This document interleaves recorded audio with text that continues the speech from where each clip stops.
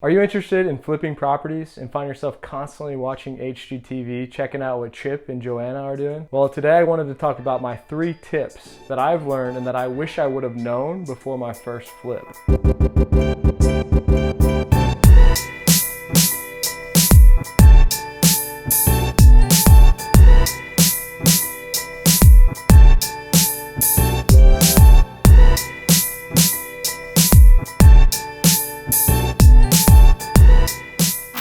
My name is Matt Teifke. I'm the broker and partner at Teifke Real Estate. We're constantly putting out content, so please make sure to like our video and subscribe below. I started in this business when I was 17, and I flipped multiple properties along the way. Made a lot of mistakes, had a lot of learning curves. Today I want to share with you what I've learned and what I find valuable for you in doing your own flip. So let's dive in. Number 1, it's extremely important to find a great contractor, and not only that, but to have communication set up beforehand. When you're flipping a property, time is of the essence. Every day you're paying interest on the loan. Every day you're potentially losing money if you paid cash.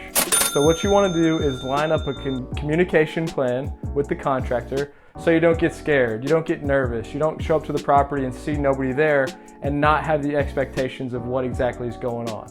So communication and finding the great contractor that you can work with and work well with is critical in flipping your own property. Number 2, looking back, I wish I would have understood the construction draw process. So a lot of people think that when you're flipping a house, you're always using cash. That's not always true.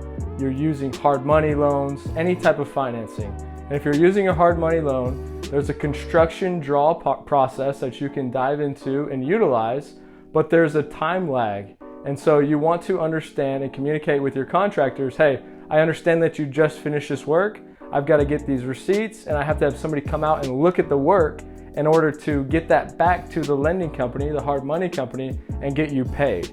This sometimes can take a week, 10 days, and contractors can be upset.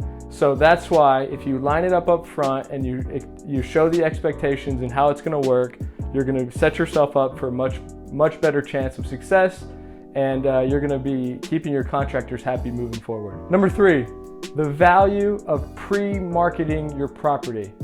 Get some social media content of the before, the process, during the renovation and the construction, and after. But what you want to do is get a coming soon sign out there as soon as you can. You want to bring people in, show them what you're doing, and that way when you finish, you might already have a lot of interested parties. And if you can get that property sold quicker than later, you're ultimately going to make more money. So, value of contractor and communication, the construction draw process, and pre-marketing your property. These are 3 things that I wish I would have known.